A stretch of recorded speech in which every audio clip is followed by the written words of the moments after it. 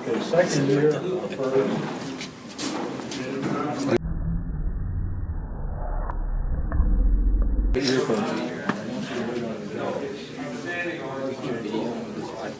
Where Jacob goes. Is there another way you'd like to do it? We'll start with introductions and Yeah, let's do introductions. however you want to go from And then let's there. let it look a little bit. Okay. I'm not quite ready Okay. to, do the printing. It'll be fine, but Is everybody here where you can hear me? Good enough? Is this loud enough? All right. I don't have a good preacher's voice, so I usually have to just yell at the top of my lungs and hope people can hear me. But my name's Jacob Schock, and for those of you who it's your first time out here, a very special. right. Is it? I Did think we it's ever? tomorrow. I Did we think ever it- decide for sure what we think the date What is is? today, the fourth? Third. Third, that is The the third, third. okay, tomorrow. So we think tomorrow We think is the the day- 400th anniversary of the Release right? of the King James Bible. There was certainly a bunch already printed and bound Right. by today, 400 years ago. So what we have here in this exhibit is, most of it, we have a few archaeological items at the beginning, but most of the manuscripts and the history of the Bible that we have is the 400 years or so before the King James, dating back to about 1200, with some of the Torah scrolls, a nice Vulgate Latin manuscript over here from Cambridge from the 1200s. So we're looking back 800 years with the text here, and then going back, of course, even farther with the archaeological aspects. I just had a thought, for a group this size. Okay. I believe I can walk them through. Okay. And point out stuff that you might miss just looking on your own. Would that be useful to you, do you think? Oh, yes, sir. Yes, sir. And, okay, yes. I was just going to let me introduce Dr. Rusty Maisel, guest curator for the week here, Right. special curator. Rusty is the brains behind this Visiting operation, curator. There we go. absolutely. And he's put this collection together. He takes care of it. He takes it to places where it can be in the public square, sometimes quite literally on the public square, as we are here today. But he travels to churches, communities, far and near out of his home in Weatherford, near Weatherford, Texas. And he takes this collection around with him and spreads his love of and enthusiasm for the Word wherever he goes. So I think maybe, without further ado, I will turn it over to him. Is anybody having questions or comments at I this do. point? I do. First of all, Okay. who's the leader of the group? Or you are, okay?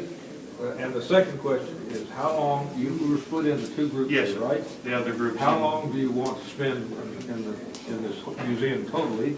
And that'll give me an idea how long that I can expound. We have until Wednesday.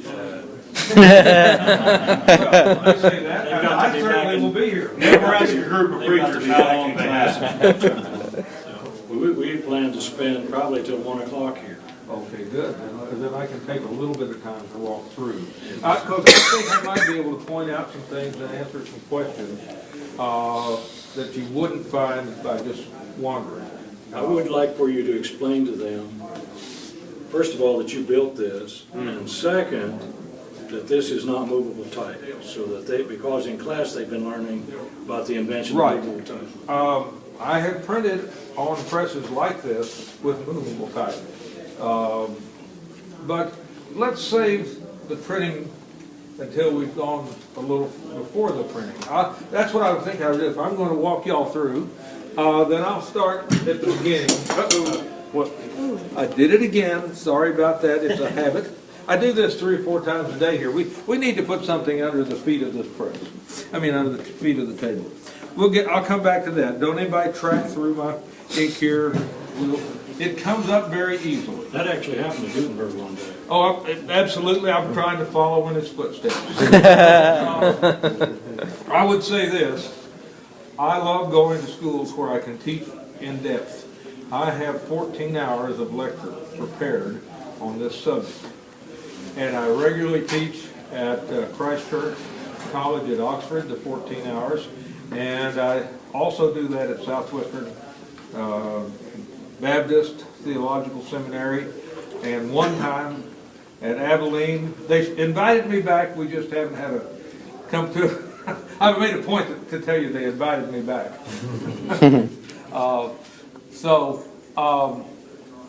Welcome.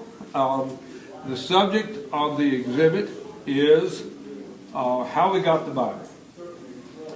And it starts down there on this side with archaeology, and what I want to do is point out some of the main events, because if you have the main events well established in your mind, the minor events fall into place on that grid. And so we'll walk through the thing in just a minute. I will point out that all of the artifacts except the press are authentic ancient artifacts. It looks real, it is. The press is real, but I built it. It's not finished yet, in fact. I sat in that chair the other day and looked at it and said, oh, if I could just get a couple of weeks in my shop, I could do the blacksmithing necessary to put the final touches on this one, and it would be ready, that I would just never have to do anything but set it up and print on it. Okay. Where do I want to start with y'all? Oh, yeah. So the point is, if you wanted me to come up and teach a seminar for your school sometime, when it's over, You get paid when I get paid. I understand. Nothing. Well, that happens a lot. They are very familiar with the ancient manuscripts. They have looked at the manuscripts of the Hebrew Bible, in fact. I saw the Sinaiticus in the London Museum, in fact. Okay. But so they're going to be familiar with what you're saying. Where they haven't gotten yet is Wednesday will start a history of the English Bible. Okay. So if you want to start, right, we don't need to go back to Kainon or those fellows, but Okay, I'm going. Maybe Wycliffe We're or going to do. somebody. I want to make a couple of statements that'll as we go through. So we're going to start at the beginning because now that I know that they've been through these we'll go a little bit. I usually spend the majority of my time on the manuscripts because and I will get that up in just a minute. So the exhibit begins basically here, and what I would just point out, the reason I have archaeological artifacts, and I'll just point out a couple of them. This is the oldest thing in the exhibit. It is a makeup bowl, and it was found in Jerusalem and dates to, according to Israel Antiquities, and I always question dating, by the way, even though the world's experts. I did the same thing when I was a teenager. Oh, yeah. Well, okay. That had some. Took him a while. That's the trouble with you archaeologists. You'll date any old thing. I know. Okay. This is a makeup bowl. And Job's daughter, his third daughter, was named Karen Hapuk. First daughter was Jemima. You know, Hebrew names have meanings. And the first daughter's name was Jemima or Jamimah. Nothing to do with pancakes. It meant sweet and beautiful. Second daughter's name was Kezia, and Kezia means something like scrapes with a blade or a knife. I don't want to really meet her. The third daughter's name was Karen Hapuk. I had to look that one up. And when I did the study, the first meaning I came up with was mountain of paint. And I thought to myself, well, I've met some women that but as I looked a little further, it could mean horn or bowl for paint. And in some of the study Bibles, there'll be a note that says it means makeup bowl. And here is a bowl from the time of Job, that possibly the time of Job, that that is named the same as one of his daughter. It's a Corinth Haput. The only other artifact that I'll point out among the archaeological things, because it's not labeled quite as Pay well. attention here, fellas. This is a cuneiform inscription that was pressed into clay. It was actually into a brick, but the brick is gone. Somebody took a circular saw and smuggled it out of Iraq somewhere in the 1950s. Probably cut it out so they could put it in a briefcase or suitcase, something like that. And this came to auction at Sotheby's in London in 1960. And this cuneiform inscription says, I, Nebuchadnezzar, king of Babylon, son of Nebuchadnezzar, king of Babylon, have rebuilt the temple of Shamash to the way it was before. So why would I put a dedication of a pagan temple in my Bible exhibit? It's got Nebuchadnezzar's name on it. And this was, and in the 30s, when this was basically when the site was found, up until that time, particularly German biblical quote scholars were saying Nebuchadnezzar probably never existed. We have no archaeological evidence. Well, that's what scholars are always saying. Well, we don't have any evidence of David, or we don't have any evidence of Pilate. So they're probably just biblical myths. We found evidence of David. We found evidence of Pilate since that time. And guess what? It was the Germans that found Babylon. We've met those Tübingen fellows several times, Rusty. Okay. I will point out one more that's not labeled. That's why I wanted to start down here, because I have some unlabeled artifacts that are important. Doesn't look like much. It's a little piece of limestone. Can you see this? And I'm going to keep it with me. If you want to hold it, ask me if you want to hold it, because what this is a piece of limestone that chipped up when I was cleaning the ossuary. Cleaning up the inside of the ossuary is a bone box casket that holds just the bones.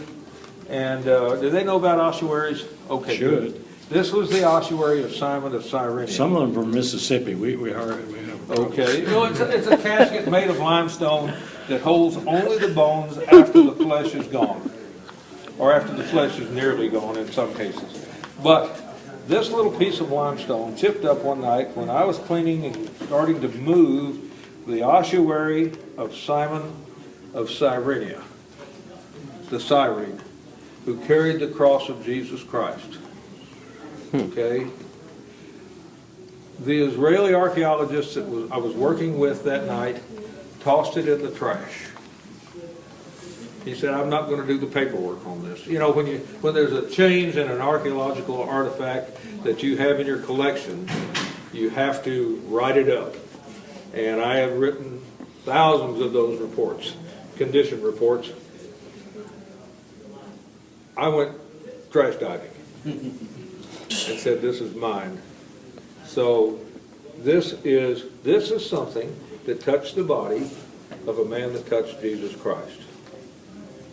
This is not controversial, by the way. This is what almost all archaeologists agree on this. So yeah, I'm not a guy that believes in relics. That's not in my tradition at all. Or holy objects. No. This gets kind of close for me as an artifact kind of guy, though. This is a pretty good artifact. In the physical world, you don't get much closer than that in degrees of separation, right? Does that make sense? That's a big deal to me that I have this, and I praise God that He's let me have this. If you want to hold it, I'm going to stick it in my pocket right now, believe it or not. And if you want to hold it in your hand and look at it a little closer, ask me in just a little bit, okay?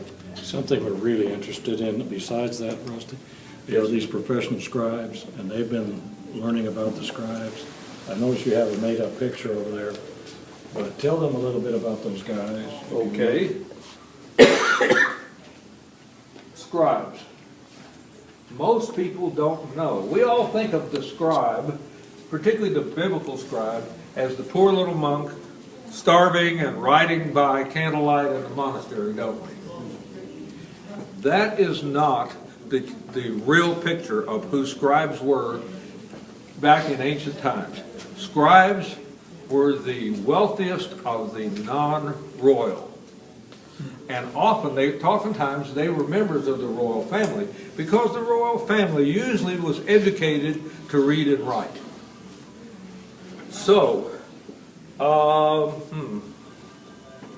I might show you something here, but when you look at the page from the Gutenberg Bible or the page from the Latin Bible over here, try to imagine how long it would take you to write that page. And how much would you want to be paid to write that page? Okay? Scribes were paid more per hour than lawyers in today's economy. Wow. Now, think about that. More than plumbers too, you think? More than plumbers. Ancient plumbers did quite well too, you know. There were such things. There were such things, particularly in Rome. And Beth Shan, you find plumbing. And that's a first century town. It goes farther back. But scribes were the wealthiest men in society. It's even in the Bible, you'll recognize this. It rolls off your tongue. The scribes, the Pharisees, and the elders of the people. Right? Well, scribes were the scribes. The Pharisees were the lawyers. And the elders of the people, these people hung out together. The elders of the people were the guys that played golf with the high priest and Pontius Pilate and kind of helped them run everything. Pontius Pilate didn't go to the high priest and say, is it okay if I do this or that? Certainly not. But he probably gave some thought to what the high priest might think. Does that make sense? Mm-hmm. And the elders of the people really were businessmen. We could talk about, I've written extensively on the groups and their histories, the Sadducees, the Pharisees, and so forth. But the ones that hang out, they all hung out with the scribes. And when you're reading through the Bible, and Jesus says, beware of the scribes, or the leaven of the Pharisees and the scribes, they were together. They were extremely wealthy. So why is that important? The scribes in the ancient world, prior to printing, were the information managers. And information is power, right? Mm-hmm. I didn't know I was going to get off. I'm glad you asked the question. Information is power. If you're a king, you need a good scribe. If you're a businessman, if you know more than your competitor, you need a good scribe. Okay? How about military? You need a good scribe. Scribes were wealthy. And books, scrolls and books were extremely expensive. Okay, I got to show you. Come down here and let's take a look at this piece right here. 1 minute, just 1 minute. I want everybody to read underneath that poster right there what it says. Read it, Chris, right there. Reliability of the manuscripts? Probably the one on the right there. Right, just the one line. The Bible we have today is the true, reliable, accurate, and authoritative Word of God. On what does he base that statement, the scribal accuracy? It's based on the scribal accuracy. Yes. On the Old Testament especially. Before we move from there, let me tell you one other. I was going to take them and show them a piece and talk about how expensive everything was. But, right here. Let me move over here. I hid some photographs right in here. Sorry. I want to talk about the accuracy of scribal tradition. This picture, I took all these but the last picture in this little stack. This is the basement of the Rockefeller Museum in Jerusalem, East Jerusalem. I thought I cut it off. My wife is ill this morning. Mine too. Nope. I'm not gonna answer that. In fact, I'm gonna take the battery out. And make certain that it's off. Now, I'm sorry. I will put it back on and see if anyone's called from home in a little bit. She's okay, but she's on dialysis, and they're changing her method of dialysis this morning. And I've been holding her hand all morning because she was scared of the new one. Anyway, I'll call her again in a little bit. She was doing fine 30 minutes ago. This is the basement of the Rockefeller Museum. This is the warehouse, or was the warehouse, of the Israel Antiquities Authority. And so there's some really neat stuff in here if you like archaeology. These are all ossuaries. Oops, I've got it upside down. Okay. These are ossuaries. There's ossuaries all over the place. The ones from that Talpiot tomb that said Jesus of Nazareth and so forth. Not Jesus, they didn't say of Nazareth. It said Jesus, son of Joseph, pardon me. There is a new inscription about Jesus of Nazareth, first century inscription, and it's not on a tomb. Okay? On the what? So, you go down this hallway, and at the end of the hallway, you come to what is known as the scrollery. It looks like a classroom with tables and green boards where you can write on the board. And you've got, this particular day, we had 900 small papyrus fragments out because this man was coming in. This is Dr. Stephen Fahn, the head of the Dead Sea Scroll Project. This was November 1998, and he was second in command back then. And this is Ariel Gorski, the head forensic scientist for Israel Police Department. And he just donated a new piece of equipment to us. And they were looking at all these 900 scrolls that were out here because, and they were unread in November 1998. They've all been read by now. They were encrypted. They were in code. And all of those were read and published 5 years ago. But they had just shifted gears because they had finished the work on everything that wasn't encrypted in November 1998. So they were now looking at other things, but now they had a new piece of equipment. Yep, that's, get it right side up, yep, okay. This was the particular scroll that I was brought in to look at that day, and because it could not be read at all, even with infrared photography, you could not make out a single character on this. You could see lines that were darker, but because this one had been just thrown in the bottom of Cave 1, this was 2,000 years of animals living on top of it, you see. And it had gotten wet several times, and Fred, but when I put it under narrowband of this new piece of equipment, back then it was a $100,000 piece of equipment, a narrowband infrared digital imaging system, this is what I saw on the screen. Wow. How many Hebrew readers do we have here? You have one, and I'm not really good at it. Okay. Well, I won't put you on the spot. Oh, you want to try to read at the top line? I bet you can. I bet I can't either. Okay. Start right I here. cannot read it, it's cursive. Upper right, no. It's It just, starts with a B is all I can see there. yeah, that's right. And the next letter, I don't know, R, R, I can't tell. Aleph, Is it Aleph? Aleph, Rashid? Shim, Rashiv? Rashuv? but it ends with a T. Oh, Rashut. Bereshit. Oh, Bereshit. Covenant. Yes. All right. Says Bereshit, bara, Elohim, The covenant God made with, in the beginning. What oh, did the he covenant, say? oh, in the beginning God created. You're using, I got you. This is the beginning of the Bible. There's another clue if you're used to looking at Hebrew manuscripts. It's got space on the right. This is where it was rolled up on the scroll. And they know that. Okay, so this is the beginning of the Bible. He created, God did, in other words, I got you. So In November It's easy to read 1998, once you know what the letters are, isn't it? in the beginning, God created the heavens and the earth. And in November 1998, the oldest beginning of the Bible in Hebrew was the Leningrad Codex. 895. Right. Oh, no, that's the. No, that's the Aleppo. The Aleppo, right. Yeah, I'm This sorry. was 1008. 1008. 1008, and Aleppo doesn't have the beginning. Right.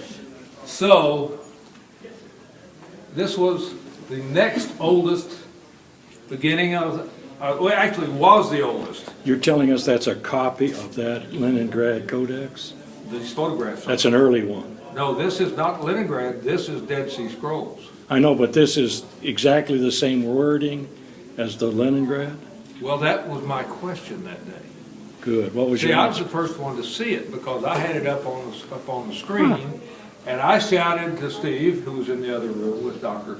Gorski. I said, "Hey, Steve, we have their sheet here." He'd handed me this and said, "Hey, make Dr. Gorski's machine work here." And I didn't know what I had, but when it came up on the screen, I saw what it was, and I shouted, "Hey, Steve, this is Bereshit." And he said, "No, it couldn't be." And they came in and he looked and said, "Well, this is Genesis, isn't it? Look here, it's the first 3 chapters. It's got parts of the first 3 chapters." And he said, "Oh, I didn't realize I still had my hat on. I was joking around there. I put my hat on when I print." But anyway, he started calling the experts, and Emmanuel Tobe came in. He was in the building, and Ada Yardeni, who was at that time the greatest paleo-Hebraicist, came in, and she sat down and started examining it on the screen, of course, closely, and all the experts, almost as many as y'all that are here, crowded me into the back corner. And my question was, how much variation are we going to find? It's 1,100 years of copying. You know, I can't copy the same thing right twice. But I got crowded back into the corner, and I'm sitting there saying, "Oh, what are we going to find?" And Ada says, "You know what, I memorized this when I was a child. I believe this is word for word without a single variation. It's spelled phonetically. There's some misspellings by modern Hebrew, but it's phonetically word for word." He said, "I've been looking at this, and I don't believe there's a single word missing, a single word inserted. Of course, there's words missing, but not a single word missing, not a single word inserted, and no transpositions. This is absolutely word for word." Date that for us. This is word for word what the Masoretic text today is, without a single variation, and this dates to around 200 BC. That's what we told you in class. They can date it What? back now 1,300 years, what they had never seen before. What are the odds? Your last name is what, sir? What? What's your last name? Mazel. You're the first man to see that. Yes, sir. Yes, sir. Wow, fellas, now that's important. Amen. And that's, listen, I was And this was nobody. 1998. I was nobody in the Dead Sea Scroll Project. Well, aren't you a millionaire now? We've got this. Listen, I went over there to study archaeology, and that's what I wanted to do, and my dig wasn't funded yet. The dig that I was supposed to work on, and I needed a job. But can't you dig that now? Oh, I dig it. I've gotten to be on some digs, and eventually we got to the dig that I went over there to be working on. But when I arrived, I needed a job. I was going to be a student at the University of the Holy Land. And so Dr. Fahn is the president. He said, "Well, you know, you're a computer graphics artist. You need to, why don't you just come and work with me on the Dead Sea Scroll Project?" Well, I didn't want to. But how many scholars would want to? See, I didn't have the languages. Right. He made me, he liked it.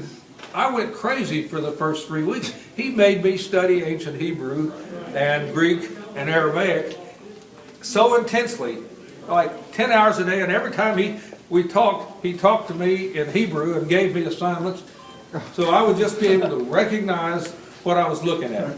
So I'm pretty good now at recognizing the various levels of ancient Hebrew and various, so, but anyway, like I said, all I did was computer graphics. I'm not, that, but it was a wonderful experience. Where are those pieces located now, those fragments? I could tell you, but I'd have to kill you. No, it's extreme secret. That is not true. I do not know. Well, they did keep them locked up for a while. Uh, I remember when the discoveries were made in 45, 47, 47, I guess. Right. I remember the headlines, the Bible's going to be changed and all that nonsense. And what they discovered was it wasn't changed. But I remember that the Israelis kept it locked up for a while. Would you like me to come out this week or another time when I'm coming? I'm coming through in January again. I can stop here. I've got to go to Knoxville in January. I'll have to arrange that with the director, but Okay, here's you'll what give I'd me a like to, card. I have a very good PowerPoint that I can present in about an hour that explains the history and the mystery and what has happened with the Dead Sea Scrolls. That'd be awesome. that'd be good. That'd be And awesome. it's something, with that PowerPoint, people come away and say, well, okay, now I know. I'm trying to think of the guy's name, Vermes Yes, that's it. Geezer, wrote on these things. No, we need to go a little Right, bit quicker. I'll okay. get on with it. But in other words, the Dead Sea Scrolls is a big subject. Yes. But the point that I made was what I just said. That is amazing. 1,100 years of copying without a single variation. And first 3 chapters of Genesis, what are the odds without the miraculous preservation of God? Okay? Amen. We call it providential preservation, but we agree with you. I understand. Yes. Providential and miraculous. Yeah, Without God actually working. that's exactly right. Praise God. Yes. Now, that, by the way, I already believed the Bible when I was there that day. I was a Bible believer, but that was a faith builder. Oh, boy. Okay, this way. Oh, Hebrew and Greek manuscripts over there. There's an Arabic in the body of the Yeah, no text problem. of the Megillah back in the back. By the way, these are word for word too. Both of these, I have not been able to, both of these scrolls, I've not been able to find a single variation among these 2 scrolls. And they're about 200 to 300 years apart. And no variations from the Masoretic text. After manuscripts in the original language, we have manuscript translations. That means manuscript is handwritten. Latin, Ethiopian, wait a second, Ethiopian? One of the earliest translations of the Bible was Ethiopian. Wow. I actually wonder if the Ethiopian eunuch was reading Ethiopian, but I have a feeling he was sent to Jerusalem in the 1st century to buy a Hebrew copy of Isaiah. That's my opinion, but he could have been reading Ethiopian by that time. The first English that you can read is, and I know it'd be difficult, but you might find it interesting to try to read this Middle English. Okay? This is the Lord's Prayer. It starts O-U-R-E-F-A-D-I-R. Our Father. Okay? And you might like to read that or try this. This is transliterated. Now, here's what I want to talk about, just about getting back to the scribal tradition. By the time of the Middle Ages, very, very few people could read and write. Very few people could read and write. And scribes were wealthy men, as we said before. If you had a book, it meant you were wealthy. You had a lot of money if you had a book. Only the wealthiest people could afford books. And people that had books. Well, there's a Bible. There's a letter from a Dutch merchant to his brother that says he had paid more for his mansion than he had for his Bible. Paid more for his Bible than he had for his mansion. People, kings would pose for portraits with their books. They wanted people to know they could read and write. And people would walk down the street, going to church with their little prayer book that cost in today's money $15,000 or $20,000.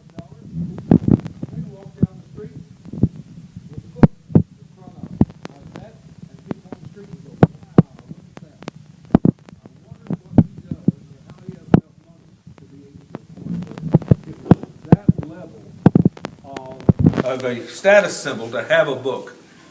You ever do that when a Rolls Royce or a Ferrari goes by? And you know, just last week I was at Walmart and a teenager with blonde hair blowing in the wind. He came in about 50 miles an hour into the Walmart parking lot in a red Ferrari, and traffic stopped.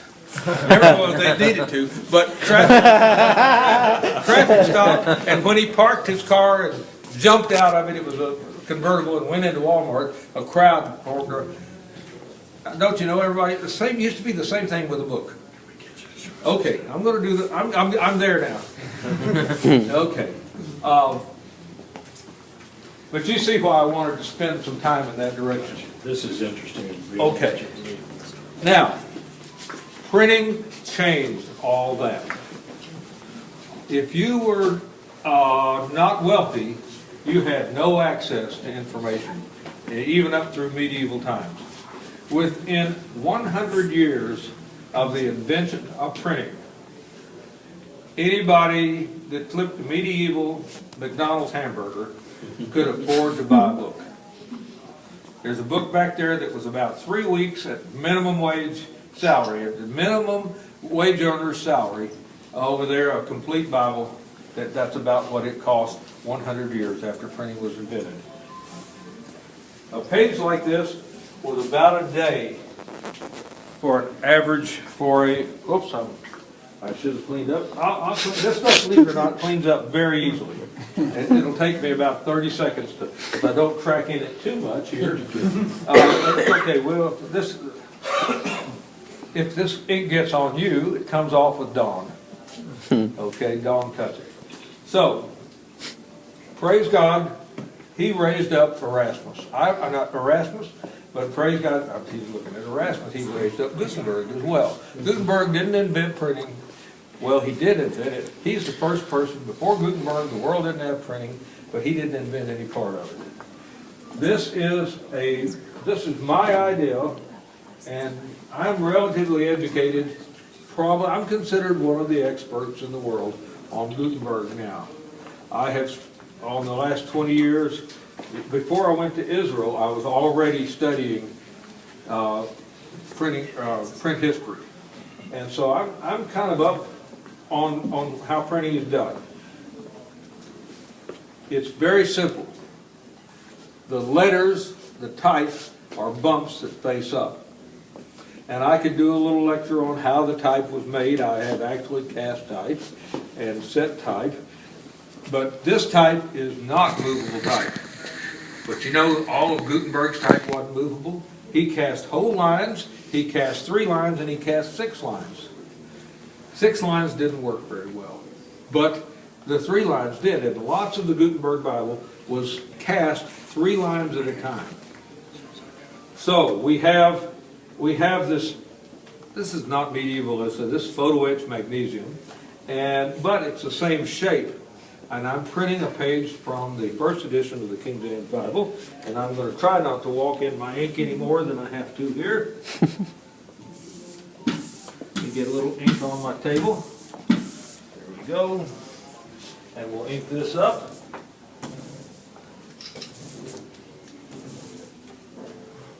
This is the second print of the day. The first one didn't turn out too well. I'm going to re-ink some of the parts there. There we go. Kind of look at Can you tell by it. the shadows whether you've got it inked well? Sir? Can you tell by the shadows on there whether it's inked well? Pretty much. What I look at to begin with, just since you asked, I look at, it should look gray as I put it on, and then it turns shiny within a few seconds. And I look for that change to see if it doesn't change, if it stays shiny before and doesn't change, then I don't have good ink on it. But sometimes you just can't see the little details while it's like that. Okay, I'm going to get a clean piece of paper here. Okay. I'm printing the title page to the book of Psalms from the 1611 King James He Bible. And that's what we have over at the other end of the room, is a He Bible. Now, Okay. Put the paper down on the Timpin and the Frisket. Everything has a name, you know. All right. The template and the what? Timpin, like timpani drum. Oh, tipping. Timpin, and the Frisket's on the other side. It goes down on top of the Are chase. you saying Frisket? Frisket, like brisket, only with an F. Okay. Like an F. And when it's all together, it's called the coffin because it goes under, it's pushed into the wall like a casket was in, or the coffin was. Now, who's gonna help me print? Or do you want to? Who wants to help me? Oh, there's a hand, there's a man that wants to print. Go, Paul. Come on. Okay. The first thing, oh boy, I've head tracked around. I guess I'll have to, as soon as we're done here, I'm gonna have to clean this up a little bit. What's your name? Paul. Paul? Glad to know you, Paul. Okay, Paul, what I want everybody to do first is bring that bar, this is the bar, all the way around here, and try to spread the, avoid the minefield there. Okay, did you notice how that's going all the way down below where everything is there? Okay, go ahead and push it back around. I just want you to see, when that's down like that, it's creating, not now, because there's nothing under it but air, it creates about. Do we have to hold a candy bar in front of him to get him? Yes, sir, yes, sir. I've got some Reese's Pieces back there. Would that work? Okay. Now, Paul, this is called the coffin. Let's push the coffin in. See this little arrow here with that line? Yes, sir. Push it to where that's just basically in line with that. It doesn't have to be perfect. That's perfect. Okay. Now, I need you to put 2,000 pounds of pressure, and I'm going to help you. It's going to stop somewhere out in here, and it's going to take both of us to do this. So I'm going to grab a hold and pull while you push, okay? Let's put 2,000 pounds of pressure down on that paper. This forces, 1, 2, 3, all right. This forces the ink, and by the way, all that 2,000 pounds is now stored in this apparatus with a huge amount of mass. You don't want to be standing in front of this if I actually were to give it a nudge. It'll stay like that because of the friction. But what I do, just lose a wedge? Yeah, just. Oh, okay, yeah. All right, just a little promotion deal there, okay? We got, okay, now, Paul, you're the one doing this work. Take it on back. Okay, pull it out all the way here. One page at a time, Let's see all what, day long. Think about let's see what Paul has printed. That sounds like a pretty good print to me. Oh, wow. Look what Paul has printed. I'll take this back, I'll take this out, I'll take this out and, Also read a song for the. Yay, good job, Paul. in a few minutes, I'll take this and we'll take it down by the King James Bible after I've cleaned. When I turn you loose in just a minute, I'm going to clean this up here. So, printing happened at exactly the same time that Constantinople fell to the Turks. Oh, wow. And Greek manuscripts came out of Constantinople at that point, 1453. Erasmus was the first popular translator of Greek and was the most famous author of his time. Most popular. And he gave us the first Greek printed New Testament. And this is the second edition, actually the third edition. This is the one used by William Tyndale. it. Now, the 5th edition is the one they call the Textus Receptus, actually. Would that be accurate? It may be, the Textus Receptus was something different. The Textus Receptus was actually another compilation of Greek manuscripts done in 1641, Right. after the King James. I think what I said was it follows the 5th edition. Right, there were 5 editions of Erasmus. That's the second but edition. Stephanus and Bosé and some others Did the- entered into what became the Textus This is the Receptus. second edition you said? This is the third, actually. But this is the edition that William Tyndale used to translate the New Testament. Luther did not read the Greek at that time in 1516 when this came out. He did not read the Greek. He read the very accurate Latin translation. It did not follow the Latin Vulgate. And the next year, he nailed the 95 discussion topics to the wall, to the door of his church, and we now have the Protestant Reformation. Erasmus was really the key author of the Renaissance, or one of the main authors of the Renaissance, and Luther began the Protestant Reformation. Folks, without printing, you couldn't have had Erasmus and Martin Luther. William Tyndale gave us the English Bible and gave us modern English. I'll let you read this in just a minute. He was martyred for doing that. Here is the last work of William Tyndale, 1535 New Testament. That prayer was answered by the King James. I would say it definitely was, but the king, Henry VIII, commanded every church to have it Yes. in 3 years. In 3 years. See, think about that. He read, in 1535, he got Coverdale's Bible, and he said, what's all the fuss about? He tolerated that. And then the next year, he said he got petitions for Coverdale's Bible and for the new Matthew's Bible to come out. Tyndale died at the stake, but that didn't stop God's work, did it? And Coverdale and Rogers carried on. That's right. Coverdale and Rogers carried it on. In fact, Rogers gave William Tyndale credit. How would you go out about buying this one leaf? This is the only loose leaf from a Matthew's Bible that has William Tyndale's initials on it. He gave Tyndale credit for the translation. John Rogers' pseudonym was Matthews, and that's where we have this. Now, This is actually from that Bible? yes, sir. All of these are authentic artifacts. Everything you're looking at, that down there, that's an actual page from the Gutenberg Bible. This is actually from the first edition. This is the first edition Great Bible. Now, here's what I want to say. You don't carry this one in your pocket.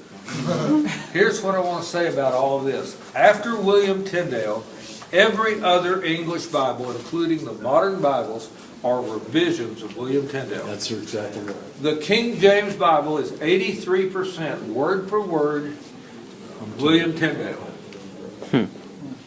Shakespeare learned to read by reading William Tyndale. And learned to write by reading William Tyndale. Tyndale's my hero, if you hadn't figured that out. The Bible was still under threat, though, after that. Under the reign of Bloody Mary, it was against law to own an English Bible. The one right here, the family that bought that Bible first in 1552, was put to the sword over their Bible. And then it was put back together. There's stories about lots of people keeping their Bibles under the reign of Bloody Mary. It was not a good time. Fellas, here's the one that I want you to especially see. It was brought here on the Mayflower by some of those folks. Right.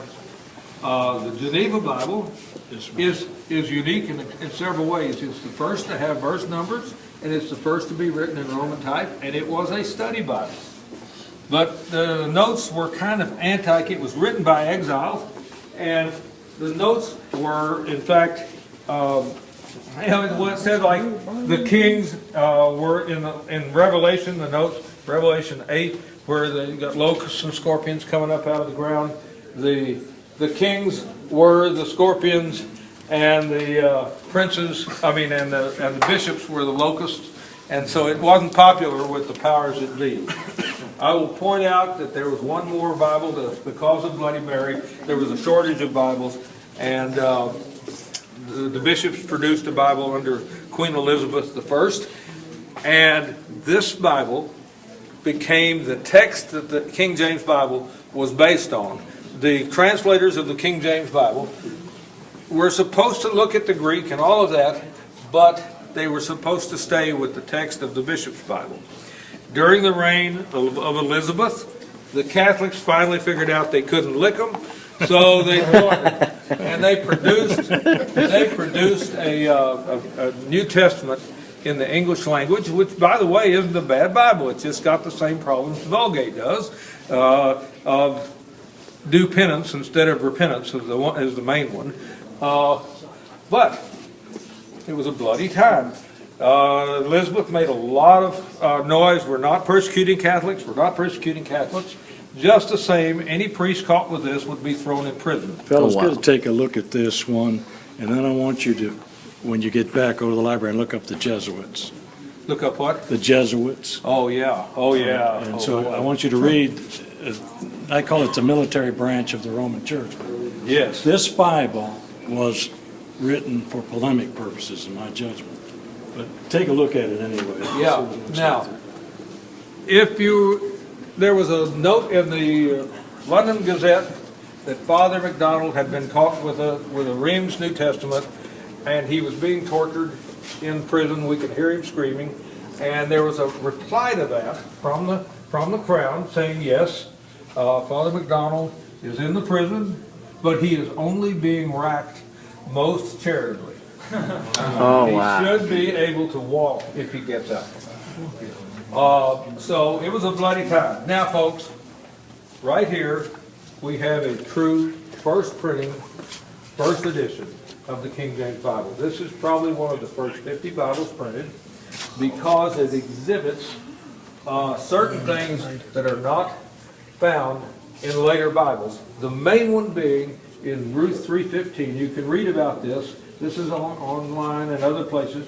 This is called a Great E-Bible because in Ruth 3:15 it was the first mistake, actually typesetting mistake, caught by the printers, and they stopped and started printing correction to that mistake.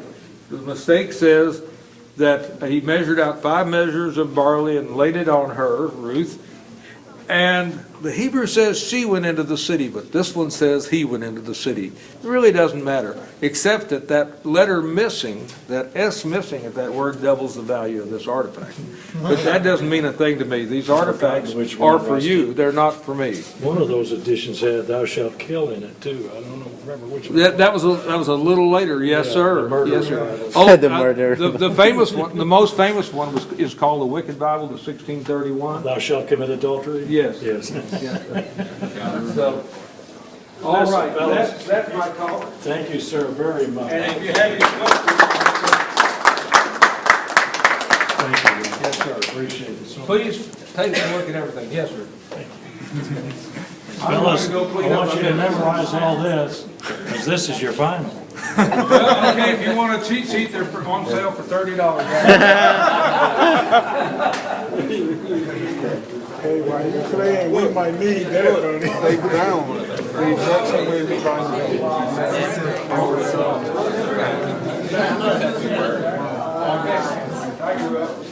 That would not auction. The That could, bouquet that might be $500 million. fall. $500 million. Close.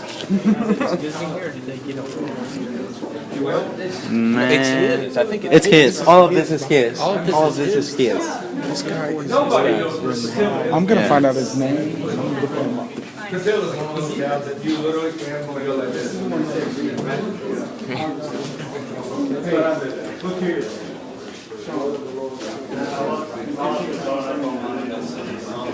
Oh, okay, Patilla's one of those. No, Patella. I know them.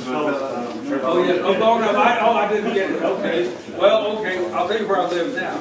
I live in Cooltown. Oh, okay. Know where Cool lives? Yes, sir. Cool, not Lake. Literally, it was usually hitting 100 meters. I didn't tell him this. I didn't see it in the sign. We were running 105, 107. Buddy.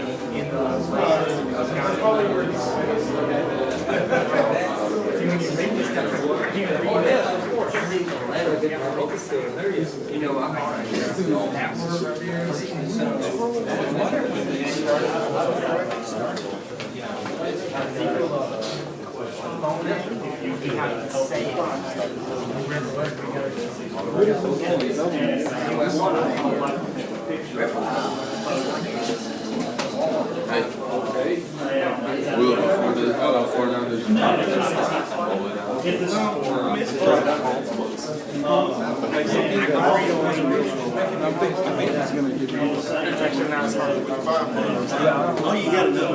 Everything swims.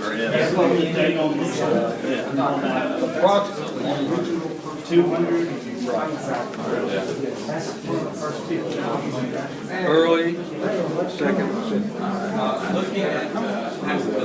early, somewhere in the second century. Is this original? Yes, all of this is original. Everything here is authentic and original. That's really nice. So what is your name? Rusty Mazel. Mm-hmm. And you set up all of this collection, and Yes, it's sir. a private collection? Yes, sir. When did you start all of this up? About 20 years ago. And you have something to do with the Dead Sea Scrolls? Yes, sir. What was the main discovery there? What's that? What was the main discovery on the Dead Sea? Oh, the Dead Sea Scrolls. The Dead Sea Scrolls, as a group, affirm the text of the Bible.